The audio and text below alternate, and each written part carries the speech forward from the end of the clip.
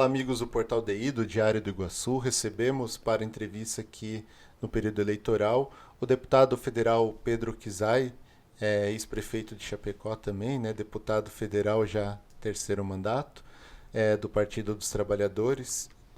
A gente vai conversar aqui um bate-papo sobre a eleição, né, e a candidatura do deputado à reeleição.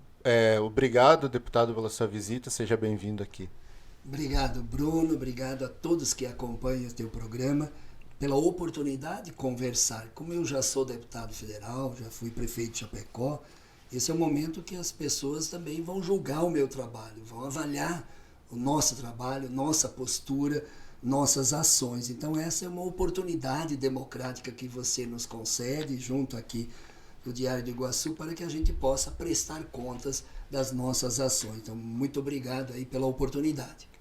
Deputado, como foi citado, o senhor é ex-prefeito, né, ex-vice-prefeito, foi deputado estadual, agora terceiro mandato deputado federal. A pergunta é, por que Pedro Kizai é candidato, né, que é um novo mandato de deputado federal? Eu acho que são duas razões, Bruno. Os desafios de Santa Catarina, em 4 áreas principais que eu tenho eleito como grandes prioridades. A luta da agricultura familiar, e Santa Catarina se destaca na produção de alimento, e eu quero continuar defendendo essa bandeira, e fiz a lei Assis Carvalho II, que prevê aí um apoio de 5 bilhões de reais para a agricultura familiar fortalecida, valorizada, para inclusive enfrentar a inflação dos alimentos e ofertar alimento para o povo brasileiro, e principalmente os que têm necessidades sociais hoje. A segunda ação prioritária nossa é a própria luta municipalista. Eu coordenei a lei do FPM, de 1% do FPM. No mês de julho, agora último, Santa Catarina recebeu 212 milhões de reais. Qual o deputado federal que teve reconhecimento da Confederação Nacional dos Prefeitos do país? Porque eu fui prefeito, fui presidente da MOSC, fui presidente da Federação Catarinense dos Municípios e conquistamos 1% do FPM em dezembro de 2009 com o presidente Lula. Em 2014 eu coordenei essa lei junto do Congresso Nacional e negociei junto com o governo federal, que tem reconhecimento do próprio Paulo Yukoski, que é o presidente da Confederação, dizendo, o Pedro Kizai, que foi o principal responsável na negociação com o governo. Isso significou 3 milhões e pouco aqui para Chapecó no mês de julho a mais. No mês de setembro, fui o único deputado federal que participei, conquistamos mais 1% para o mês de setembro. E vai ter aí mais um recurso de praticamente mais 1 milhão aqui para Chapecó no mês de setembro, que vai ser escalonado. Fiz a lei do ISS, que quando o prefeito enfrentei os bancos que não pagavam imposto do cartão de crédito, débito, que poderá significar mais 400 milhões em Santa Catarina. Então essa luta municipalista, além das emendas, né, de apoio ao município, de emendas parlamentares. E fui o deputado que destinei 252 milhões para os municípios de Santa Catarina em creche, escolas, quadras cobertas, ônibus, como aqui mesmo em Chapecó. O terceiro eixo é a saúde. Antes da pandemia e dos hospitais, a gente começou a perceber que a saúde, fortalecer o SUS, e aí quando foi votado o congelamento para 20 anos, disse, isso é um escândalo, um crime que estão fazendo com esse país, onde a vida, cuidar e proteger a vida. A pandemia mostrou a importância do SUS. Quando a gente colocou 12 milhões de reais no hospital regional, quando eu fiz os leitos, 10 leitos de UTI neonatal no hospital, que são os 10 únicos que fiz quando o prefeito de Chapecó. Quando o Lula esteve aqui em Chapecó, em outubro de 2003, entre os 3 pedidos que eu fiz, como compra direta do agricultor, me ajudar a salvar a Chapecó Alimentos para arrendar como arrendamos ou vender depois, porque tinha 5 mil trabalhadores demitidos e o Lula assumiu o compromisso comigo, mandou enrolar as faixas. E a luta para fazer um hospital materno-infantil, que o Lula liberou 5 milhões e meio para mim. Então essa luta da saúde, como agora aprovamos o piso das enfermeiras, das técnicas, das auxiliares, para apoiar os profissionais da saúde, como fizemos agora a audiência pública para fortalecer o nosso hospital regional, junto com o Hospital Materno Infantil, hoje o Hospital da Criança e o Hospital Regional, eu destinei praticamente 13 milhões de reais aqui para Chapecó, para a saúde, além do Estado, que destinei 118 milhões. E o quarto e último lugar, Tu me conhece, Bruno, e todos me conhecem. Sou professor da universidade há 30 anos, fui pró-reitor, entre tantas ações que como prefeito lutamos para ter o DESC. E agora completou 18 anos, uma conquista para Chapecó, a nossa universidade estadual. Eu doei o terreno, que era para a Fundação Tupi, depois ficou para o Instituto Federal, que está aí, uma das melhores escolas técnicas federais reconhecida do mundo e do Brasil. A do Brasil é em primeiro lugar, o nosso Instituto Federal. A Universidade Federal. Eu tenho um vídeo que foi o melhor presente que eu recebi como professor e como liderança política, o ex-ministro Fernando Haddad, que reconhece que eu, além do Instituto Federal, dizia, nós precisamos de Universidade Federal em Chapecó. E o Fernando Haddad dizia, não, o Instituto já é o suficiente. Convencemos ele. E anos depois ele reconheceu que foi a coisa mais acertada que a gente fez, ter Universidade Federal também, junto com o Instituto. Como curso de medicina, que forma médicos. E eu tenho tem tantas coisas que eu fiz na vida, política, se valeu a pena, a gente sempre se pergunta. Eu concluo essa primeira pergunta sua com o artigo 170 das bolsas de estudo. Quando eu era pró-reitor de pesquisa, extensão e pós-graduação da UNOESC, Campus Chapecó, um casal de agricultores diz, não deu safra. A nossa menina que está no 6º período de psicologia vai embora. Não tem como pagar mensalidade. E quando eu assumi como deputado estadual, entre tantas leis que eu fiz, uma foi o artigo 170 das bolsas de estudo. E hoje, vendo esses 19, 20 anos que se passou, 1.783 bilhões de reais destinados para 550 mil jovens catarinenses. Depois de uma entrevista que eu dei num rádio, um servente de pedreiro me procurou no restaurante onde eu estava almoçando e ele disse, seu Pedro, foi você que fez essa lei das bolsas do artigo 170? Sim, expliquei para ele toda a história, toda a luta. E ele diz, seu Pedro, a minha filha está se formando em arquitetura. Ela ganhou 4 anos e meio essa bolsa. Dá um presente para mim.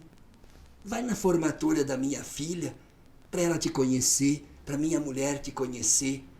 E ver tantos jovens, como Oséias, jornalista, me entrevistando semana retrasada, e disse, sou filho, né, da bolsa do artigo 170. O Christian, aqui na Belos, em Ceará, diz, eu fiz jornalismo com a bolsa do 170.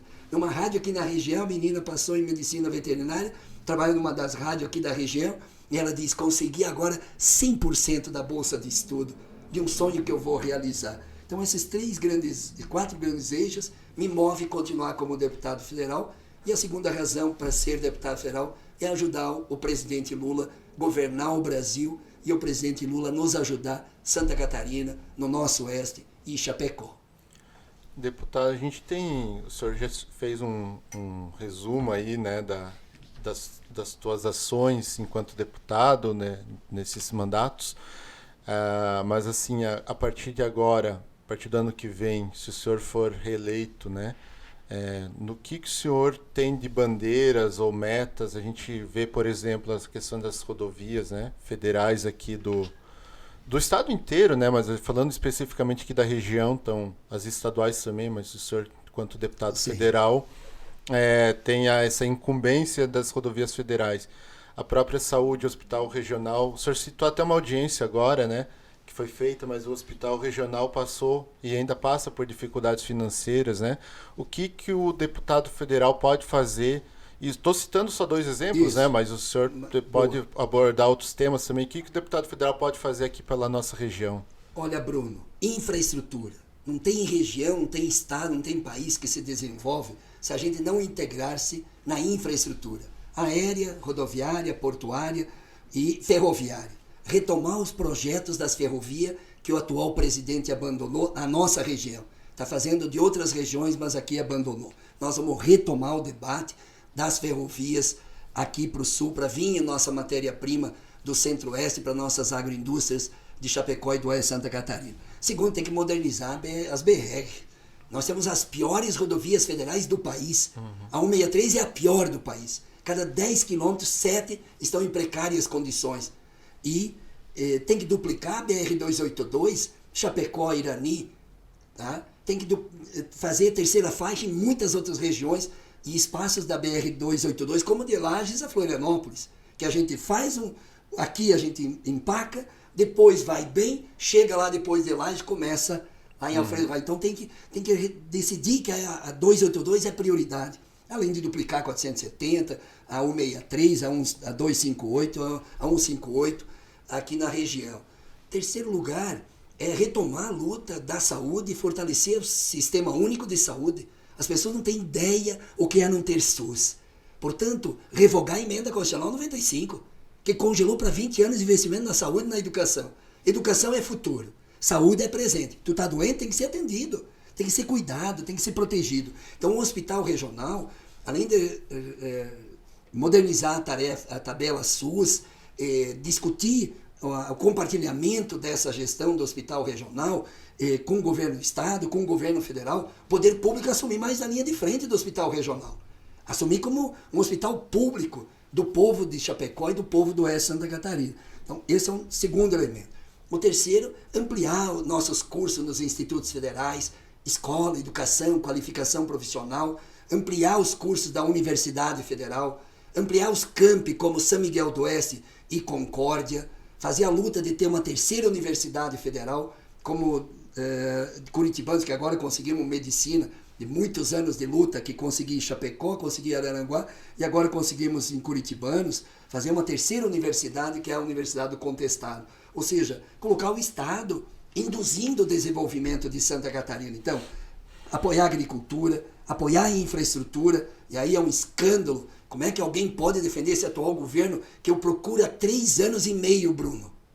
Eu nunca fui convidado para a inauguração de nenhuma obra em Santa Catarina. Nenhum campus de universidade, nem de instituto, nem de infraestrutura aeroportuária ou rodoviária. Das rodovias é o escândalo que nós temos em Santa Catarina. Nós mandamos 670 bilhões para o governo federal, volta a 8, 10. Então, precisa redimensionar e reconstruir esse país e colocar Santa Catarina a ser respeitada no cenário nacional e no governo federal. São esses os grandes propósitos. E, evidentemente, fazer o dia a dia de apoio aos municípios, apoio aos bairros, apoio a outras obras que a gente tem feito aí e continuar defendendo bolsa de estudo, como do artigo 170, 171 do PROIES que eu fiz, e retomar o ProUni e o FIES como instrumentos federais para expandir a oportunidade da juventude poder estudar nesse país. Deputado, a gente tem, indo um pouco agora para a eleição estadual, né? A gente tem 10 candidaturas confirmadas, registradas, e dessas, assim, digamos, 7, 8 são maiores e tal, né? A gente tem eu faço essa pergunta no seguinte sentido: a gente tem um candidato do PT, Décio Lima, que é um ex-deputado, né? Foi até seu colega na Câmara dos Deputados. E aí a gente tem o atual governador, o Carlos Moisés, temos Jorginho Melo, do PL, que é o partido do presidente Bolsonaro, o Esperidião Amin, senador também, já foi governador, né? Também traz essa carga de uma proximidade com o Bolsonaro, o Jean Loureiro, que é um ex-prefeito, e também tem essa proximidade pela essa aliança com o prefeito aqui, João Rodrigues, né, que é bolsonarista também. A minha pergunta é, tem 4, 5 candidaturas bolsonaristas e uma candidatura de esquerda, né, do PT, que tem esse apoio ao presidente Lula, que está concorrendo, ex-presidente Lula. O que o senhor analisa dessa eleição estadual? O senhor acha, por exemplo, que é possível chegar a um segundo turno, é possível vencer? Ou o bolsonarismo, que a gente sabe que aqui no estado ele tem uma ressonância maior, né? Ou vai prevalecer de ter 2 candidaturas de direita no segundo turno? O bolsonarismo está perdendo força aqui também no estado. E emerge e acende cada vez mais a força do ex-presidente Lula pela situação econômica, social e de não investimento aqui no estado, que não tem nada para mostrar. Por outro lado, o perfil ideológico mais de candidaturas à direita são várias. Uhum. E é a primeira. Eu pergunto para ti, Bruno, quem vai ganhar as eleições em Santa Catarina? Percebe? É uma eleição em aberto. Sim. Se é uma eleição em aberto e a direita disputa as bases sociais da própria direita, e nós temos a alternativa com a soma do Dário Berger, que hoje é senador, que se alia na relação com o presidente Lula e com Décio Lima, junto com o Fritz, que foi nosso prefeito de Chapecó, como primeiro suplente ao Senado, e uma mulher negra, empresária, como vice-governadora, a gente dialoga com a juventude e com as mulheres, dialoga com a nossa base social histórica, que fizemos quase 13% na última eleição, numa conjuntura bem difícil, quem acompanhou 2018, e o Décio Lima, prefeito de Blumenau por 8 anos, deputado federal por 12 anos, com uma vasta experiência de gestão, tem condições do quê? Dessa vínculo entre Santa Catarina e o Brasil, no debate nacional de presidente Lula, é possível que nós iremos para o segundo turno. Com quem? Se é com Jorginho, provavelmente, na minha leitura, é com o comandante Moisés.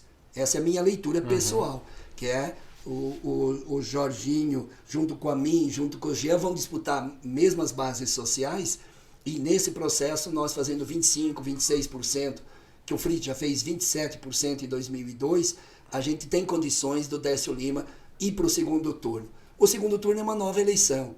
Quem vai ganhar, quem vai perder no segundo turno, ninguém sabe. Agora, se num cenário ideal, de que o presidente Lula ganha no primeiro turno e vem para Santa Catarina como um presidente do país eleito, para se aliar com Santa Catarina, para ajudar Santa Catarina, para apoiar Santa Catarina, pode alavancar a candidatura no segundo turno, no caso, democraticamente, se o Décio for para o segundo turno, e nós vamos lutar para isso e vamos trabalhar para isso. Então é uma eleição em aberto, e se é uma eleição em aberto, como está polarizado no plano nacional, aqui em Santa Catarina, como não tem muito o que mostrar do governo federal, nem na saúde, nem na educação, nem na universidade, nem no Instituto Federal, nem na infraestrutura, é possível que ele vai perdendo musculatura, e a nossa presidência da República pode mostrar em Chapecó, Universidade Federal, Instituto Federal, acesso à BR-282 na Presidenta Dilma, apoio ao Hospital Materno Infantil, e Minha Casa Minha Vida, pega quantos conjuntos habitacionais foram feitos em Chapecó no programa Minha Casa Minha Vida, pega a vida dos agricultores, a vida era melhor, o povo vivia melhor, o povo tinha melhor dignidade, melhor salário, melhor aposentadoria, esperança, era mais feliz, o povo era mais feliz.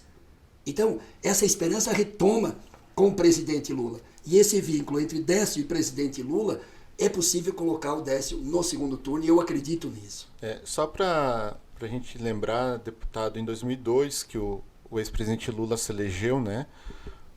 Mesmo assim, o PT elegeu a Ideli, né, senadora, mas o Fritz não foi para o segundo turno. Na época foi o Amin e o Luiz Henrique, né? Então, mas assim, o que te faz acreditar que agora, por exemplo, o PT possa ir para o segundo turno? É essa divisão de votos? Justamente você deu a resposta já, porque em 2002 eram dois candidatos mais à direita. Sim. Com o Fritz, e o Fritz fez 27 e poucos por cento, faltou 30, 50 mil votos para ir para o segundo turno. E o presidente Lula em Santa Catarina foi o mais votado proporcionalmente, um país com 63%. Então, quando diz, não, Santa Catarina é conservadora, Santa Catarina é progressista, no momento histórico ela foi progressista. E ela elegeu com maior proporcionalidade o presidente Lula. E depois reelegeu o presidente Lula. Mudou o cenário, mudou a conjuntura, acabou fortalecendo setores mais à direita nesse último período. Com a onda bolsonarista, elegeu deputados federais, deputados estaduais. Agora estamos numa nova conjuntura. Agora é o governo federal que tem que prestar contas para o povo de Santa Catarina. E qual a obra? Eu agora pedi para a minha assessoria, para o Cleros, comprar um binóculo ou uma lupa maior. Porque eu estou com um binóculo procurando as obras do presidente atual do país em Santa Catarina e eu não encontro.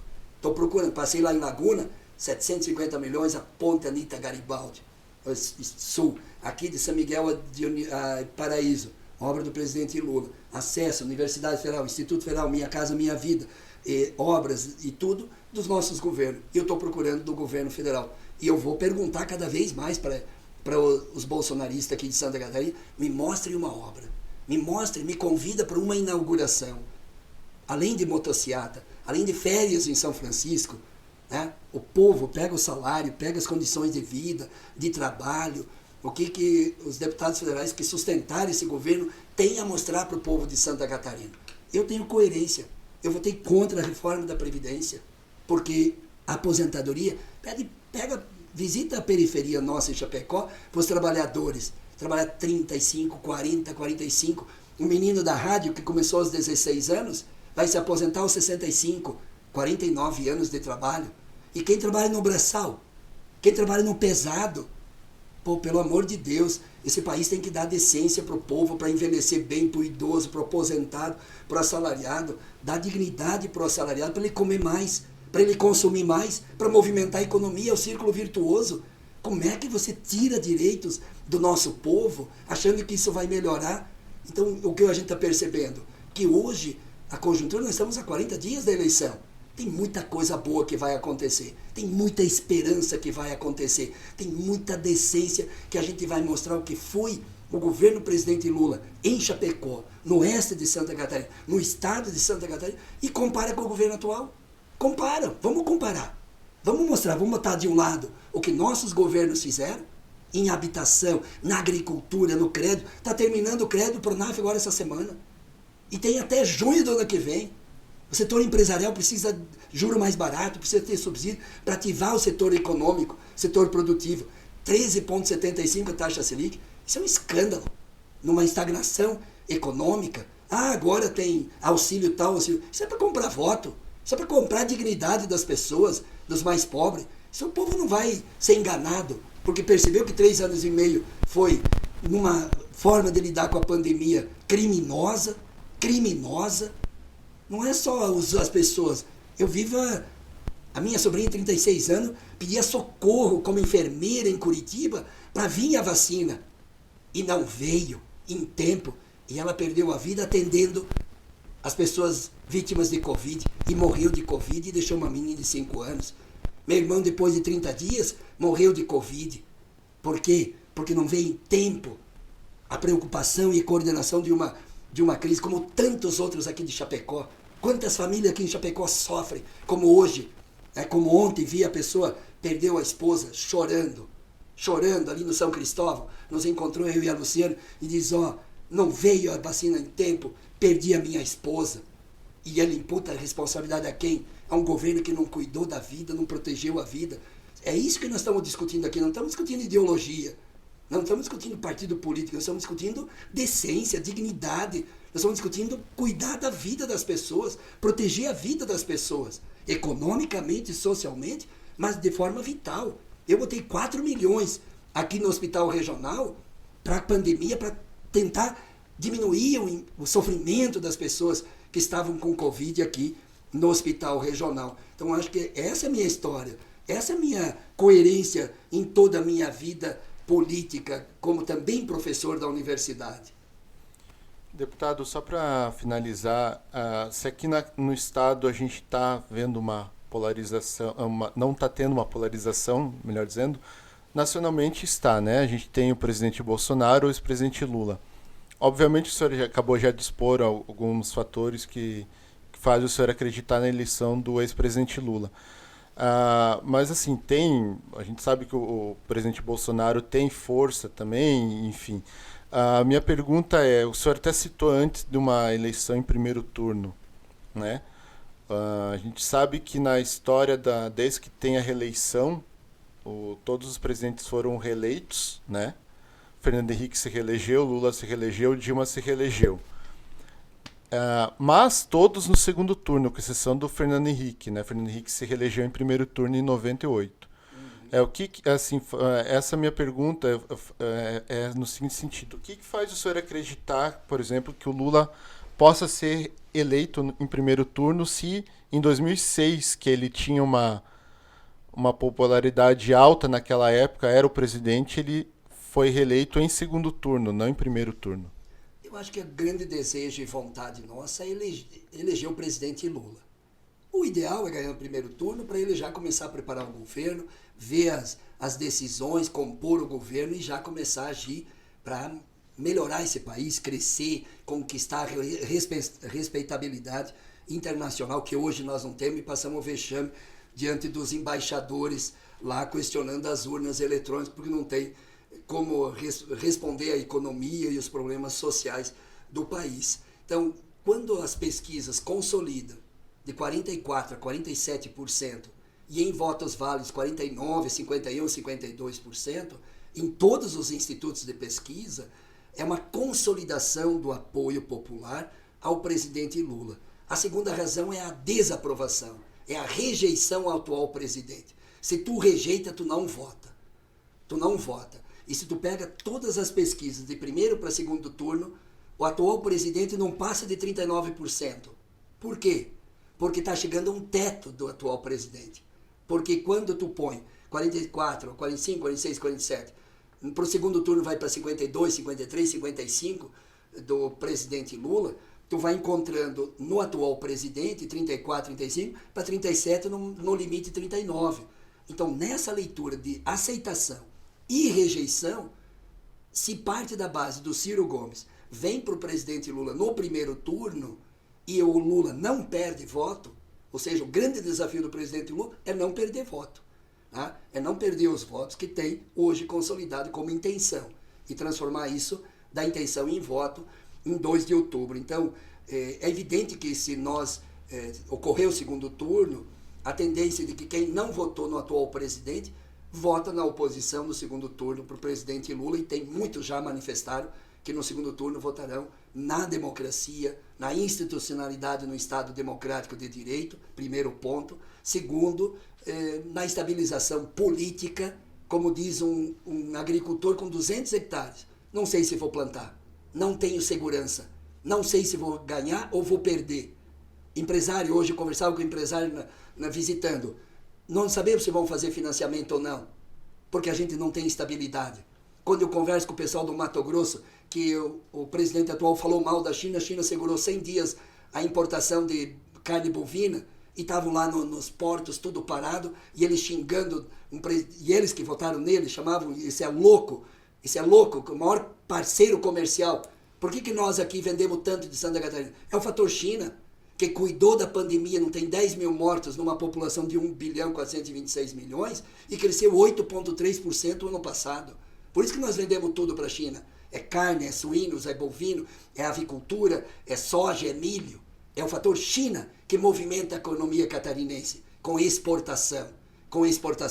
Então, por isso que eu tenho muita crença, muita esperança, e eu visito as bases, eu visito o nosso povo, e há uma esperança enorme para voltar a comer o churrasquinho no final de semana, tomar uma cervejinha, como um direito humano.